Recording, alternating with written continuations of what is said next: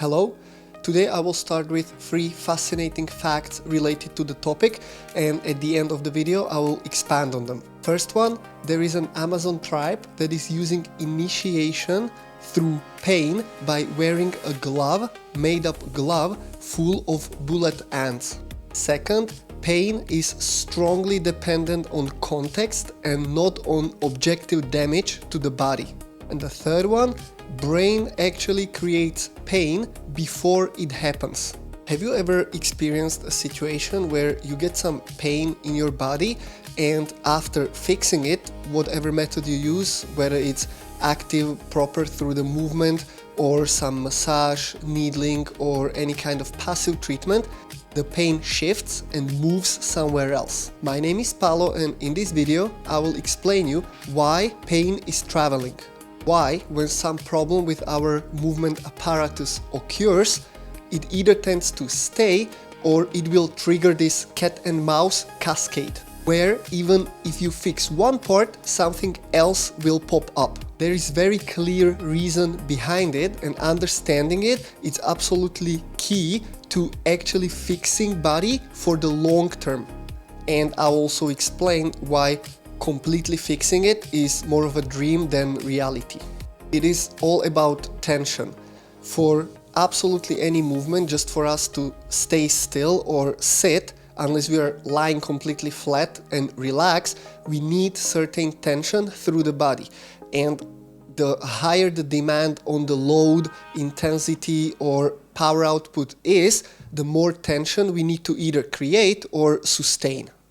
However, we don't only need to create tension, we need to create it in the right place. For many reasons, this tension can be redistributed incorrectly. I have a whole mini series about imbalances, how they are created and how to fix it. I'll put the link down in the description. However, today we'll talk about it from a different angle. There are usually 2 main categories of people who come with this kind of problem. It's either people who are fairly passive and through the day they are just sitting too much in certain position or leaning too much in one or some way, and body is just basically weak to take the load they are creating through this habitual activity, and therefore it will start to show somewhere. On the other side, there are people who are actively doing certain sport, certain activity, and that activity itself is creating a lot of tension, not always on the right places, and that leads to these pains and problems. The second group has an obvious advantage. They are already used to creating movement intentionally. So for them, it's way easier to accept that they will need to do some action to fix it, and it's just not going to happen for them out of nowhere. However, there's a lot of people who of course will try a different way. They might try physio or massage or some other form of kind of passive treatments. The problem is that these imbalances and pains were created by how brain activates the muscles. It was created by the brain, not by muscles themselves. If the muscle is just sore because it was working too much, you go for a massage, you do maybe some icing, sauna, some kind of treatment, and if it won't fix it fully, it will at least speed up the recovery.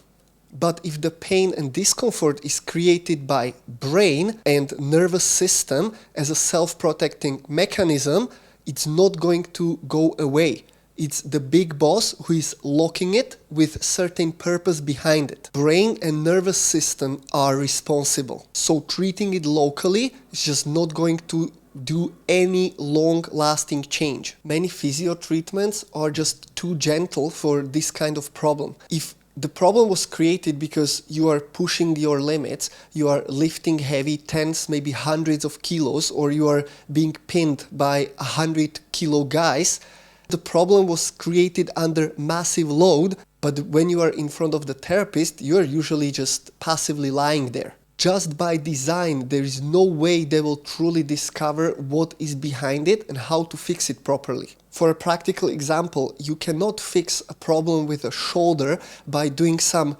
extensions on a band that is giving you 5, maybe 10 kilo resistance when it was caused by 80 or 90 kilo overhead press.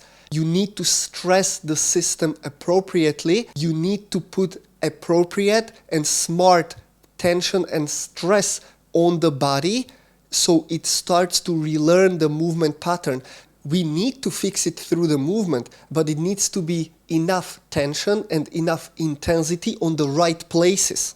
So the big boss, brain, and the nervous system will realize what is the optimal solution for this problem. The problem being the movement. How can I solve this movement? How can I execute this movement properly without pain? That will not happen until and unless we are in a scenario where the body is actually properly challenged for the task. The system as a whole needs to realize what is the most favorable and efficient way of finishing the task without any pain, and that is how you rewrite the compensation and rebuild the movement.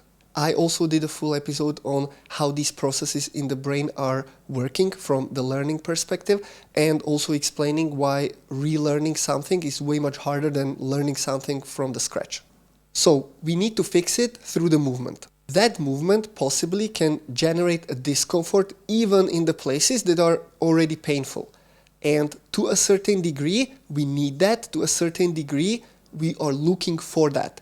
If on the scale 1 to 10, we are dealing with pain up to 4 or 5, it is still okay because we are kind of tickling the problem and consciously trying to rewrite the program.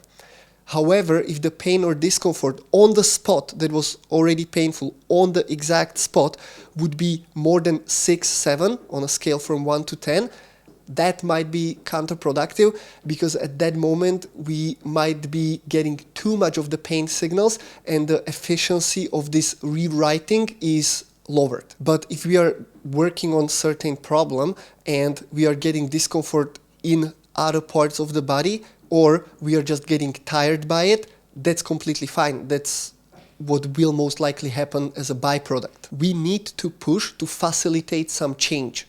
Without that, nothing will change. If you need to loosen a screw and it requires 100 kilos of pressure, you're not going to fix it, you're not going to unscrew it by looking at it and smiling. We can only rewrite the old patterns through intensity, high tension, doing it with the control and doing it repetitively. Basically, it's about teaching body how it feels when it's all right, how it feels when it's done correctly, and with that, pushing the limits, pushing where that ceiling is. When we are in this journey of fixing a problem, there is one important thing to consider. Imagine it like this. The movement is a chain, and one of the links of the chain is the weakest point. So when you put pressure, that is most likely the part that will break first. That is the limiting factor. And we usually only see the one weakest link of the chain. Because logically, that's the one that you will start to feel first, and that's the one that will be limiting you because it's just not there, it's not able to take the pressure. Then we fix it.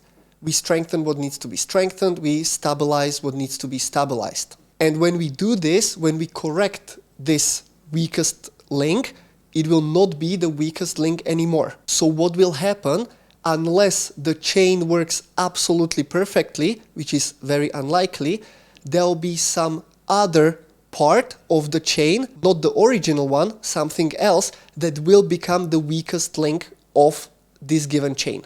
So we will start to feel a different discomfort, different type of pain, most likely somewhere else. However, it is still related to this one original problem. For example, it can be that after fixing pain on the front of the shoulder, it will shift to chest, or it will shift to the bicep, or from bicep or tricep, it will shift to the forearm. We fixed the original weakest point, and when we fix this weak part, it might go again somewhere else. And this is how pain travels around body. The good news is that if your pain travels around body, that means there is not real structural damage in a sense of rip or tear or anything like that, because it's just tension redistribution, and if you work on that correctly, it will just shift somewhere else. That is already showing you that the problem wasn't local, but it's the whole chain just can't figure out what is supposed to be working when and how much. That's the game we need to play.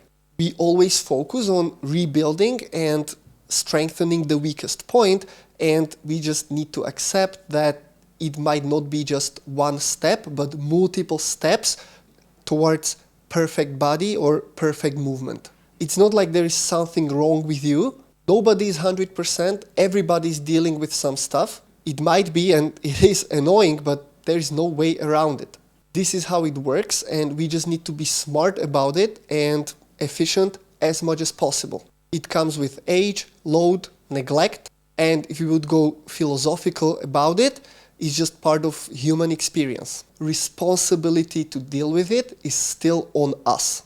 Thank you for watching. My name is Paolo. Send this video to 2 people. First one, somebody who you think really needs help with pain management. And second, somebody who has really hard time distinguishing between soreness, pain, and discomfort. To expand on the facts from the beginning, there is an Amazon tribe that makes this glove. They fill it with bullet ants.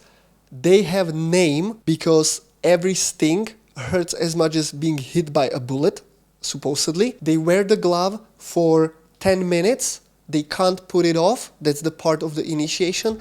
And they do it repeatedly up to 20 plus times across multiple months. They just accepted the pain is something they need to enter manhood, and this is the way how they are embracing the experience of accepting the pain into their lives. They really see pain as a necessary factor for transformation and as a key experience for development and growth. Second one, pain really is strongly context dependent. From a couple of wars, mainly Second World War, we have a lot of evidence that soldiers were taking pain way easier than civilians, even if it was similar or pretty much the same type of injury, because for civilians it just meant adversity, but for soldiers it was many times ticket home, or at least they had a break. So mentally they were taking it way easier because it had a different significance for them. And a third one, brain creates pain before it actually happens.